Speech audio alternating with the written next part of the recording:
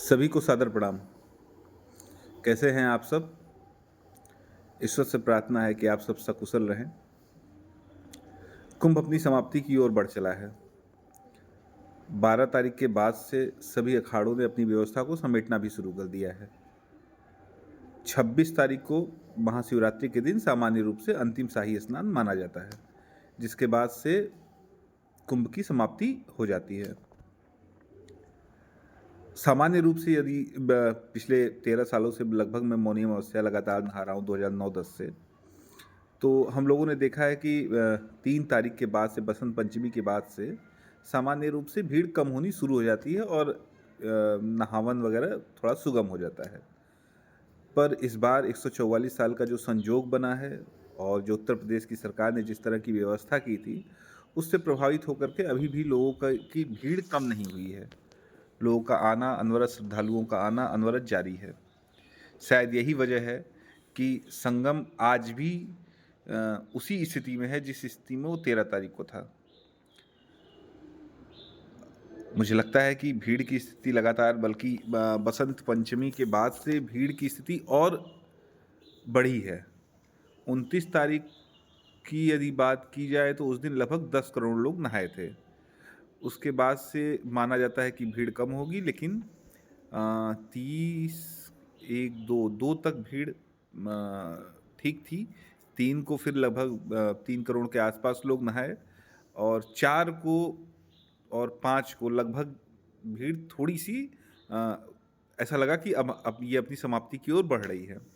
लेकिन 6 तारीख से जिस तरह से दोबारा भीड़ ने रुख किया संगम की तरफ, उससे अब ये एहसास होने लगा है कि ये भीड़ 26 तक लगातार बनी रहेगी।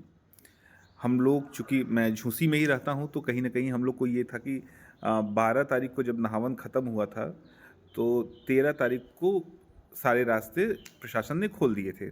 गाड़ियाँ अंदर आने जाने लगी थी।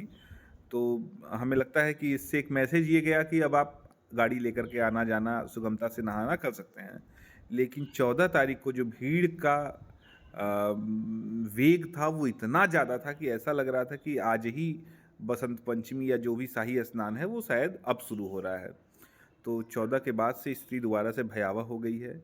जाम की स्थिति आप सब देख ही रहे हैं, क्या स्थिति है, क्या नहीं है। मैं चूँकि गंगा के किनारे ही रहता हूँ, जहाँ गाड़ियाँ रोकी जा रही हैं वहाँ पे झूसी की तरफ अंदावा में, उससे मेरा घर लगभग 1.5 किलोमीटर अंदर है। लेकिन मुझे भी वहाँ से उस चौराहे तक जाने में, मैं आने की तो बात ही नहीं कर रहा हूँ कि गाड़ियाँ आ तो रही ही नहीं हैं, लेकिन जाने में भी कम से कम 1.5 किलोमीटर जाने में 1.5 से 2 घंटे का समय लग रहा है। तो मैं आप सबसे यही कहूँगा कि देखिए, मूल नहावन जो था वो 12 तारीख तक माना गया था कि भैया 12 तारीख तक का नहावन श्रेष्ठ नहावन है, शाही स्नान है। 12 तारीख बीत गया है। 12 तारीख इसलिए कि माघ पूर्णिमा की समाप्ति मानी जाती है और हम इसे सामान्य भाषा में माघ मेला कहते हैं। तो माघ मेला तो समाप्त हो गया है। अब एक स्नान बचा है, महाशिवरात्रि।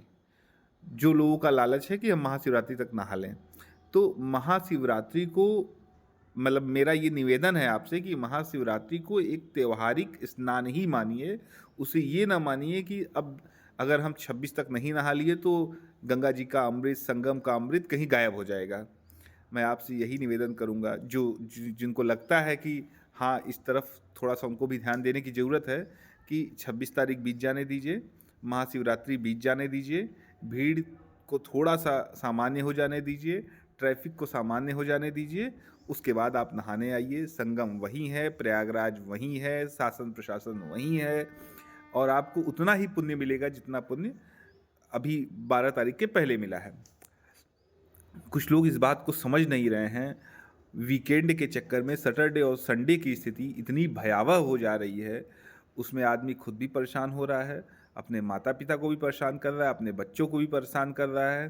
शासन और प्रशासन भी निश्चित रूप से लोहा ले रहे हैं। तो मैं तो सिर्फ़ आपसे बस इतना ही निवेदन करूँगा कि व्यर्थ में सिर्फ़ इस बात से प्रेरित होकर के कि 26 तारीख अंतिम स्नान है, उससे पहले मुझे नहा ही लेना है, नहीं तो पुण्य मुझे नहीं मिलेगा। ऐसी किसी भी कोरी कल्पना से खुद को दूर करिए, विश्वास मानिए। ठीक है, जो लोग आ रहे हैं वो भी नहा के जा रहे हैं। मुश्किल से मतलब 10-12 किलोमीटर आपको पैदल तो चलना ही पड़ेगा, तो वो तो एक अलग विषय है। वो मतलब ठीक है, आस्था में ये सामान्य विषय है। लेकिन मुझे ऐसा लगता है कि जब चीज़ें 10 दिन के बाद से सामान्य हो सकती हैं, तो क्यों अपने परिजनों को कष्ट देना? क्यों पेट्रोल पंप मालिकों को पैसा कमाना? क्यों अपनी गाड़ी से पॉल्यूशन फैलाना? है ना? तो मुझे लगता है ये व्यर्थ का मतलब व्यर्थ की चीज़ें हैं। इसमें खुद को फँसाने से बेहतर है कि आप कहीं और घूम आइए। 10 दिन रुक जाइए, 10 दिन के बाद आप आइए, प्रभु श्री राम की अयोध्या, भगवान शिव की काशी और संगम, तीनों आपका इंतज़ार कर रहे हैं। और आप यहाँ आएँगे तो निश्चित रूप से आपको बहुत ही आनंद आएगा। लेकिन मैं फिर एक ही बात कहूँगा कि जाम की स्थिति भयावह है, चाहे आप फाफामऊ की तरफ से आइए, चाहे आप मिर्ज़ापुर की तरफ से आइए, और चाहे आप काशी या जौनपुर की तरफ से आइए। आखिर चौराहों पे आपकी भी झड़प हो रही है पुलिस से।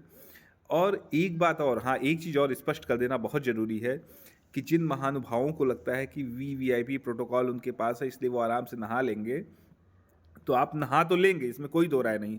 आपको गंगा मैया का, आपको संगम का पुण्य भी मिल जाएगा, इसमें कोई दो राय नहीं। लेकिन जो श्रद्धालु बेचारे 10-10, 15-15 किलोमीटर से पैदल आ रहे हैं, उनकी बद्दुआ भी आपको लग रही है। इसलिए जितने वीवीआईपीज़ हैं, मैं ससम्मान उनसे ये निवेदन करूँगा कि आप भी कोशिश करिए, आपके चाहे जितने अच्छे संबंध हो, आपका चाहे जितना अच्छा जुगाड़ हो, आपकी प्रशासन में चाहे जितनी बड़ी पहुँच हो, मैं आपसे यही निवेदन करूँगा कि आप भी 26 तारीख तक रुक जाइए। जो सामान्य श्रद्धालु हैं, उन्हें आने दीजिए, ताकि न आपका समय नष्ट हो, ना आपको अपनी अतिरिक्त ऊर्जा का प्रयोग करना पड़े और न श्रद्धालुओं की बद्दुआ लेनी पड़े। तो सारे वीवीआईपीज़ से मैं उनका सम्मान करता हूँ, ऐसा नहीं है कि मुझे उनसे कोई कष्ट है, उनसे कोई पीड़ा है या उनके प्रभाव से मुझे कोई समस्या है। लेकिन आपके आने से श्रद्धालुओं को निश्चित रूप से असुविधा होती है, और उस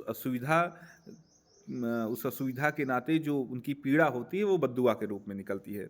इसलिए मैं सारे वीवीआईपी से ये निवेदन ज़रूर करूँगा कि आप सभी जो है वो 26 तारीख के बाद आइए, पुण्य कमाइए। आपके आने से इलाहाबाद वासियों में भी बहुत ही हर्ष होगा, बहुत ही हम सबको बहुत खुशी मिलेगी, आपको भी पुण्य का लाभ मिलेगा।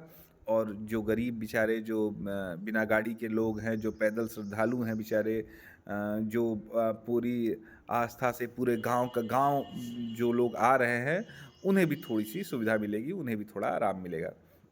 अतः आप सभी से मेरा करबद्ध निवेदन है कि प्रयाग की धरती को 26 तारीख तक कोशिश करिए कि ना आना पड़े। और गाड़ी वाले स्पेशली, मतलब जो 4 पहिया वाहनों से जो आ रहे हैं, मैं उनसे ज़रूर निवेदन करूंगा कि ईश्वर ने आपको पर्याप्त ताकत दी है, पर्याप्त संपन्नता दी है। आप इस संपन्नता का उपयोग और प्रयोग 26 तारीख के बाद करिए, ताकि जो हमारा प्रयाग है वो जाम से भी मुक्त रहे। जो हमारे श्रद्धालु भाई बहन, माताएं बहनें हैं, वो भी थोड़ा सा, उनको भी सुविधा मिल जाए। और प्रयागवासियों को भी शहर के में जो जाम की स्थिति लगातार बनी हुई है, उस जाम से भी थोड़ी राहत मिल जाए। सादर प्रणाम।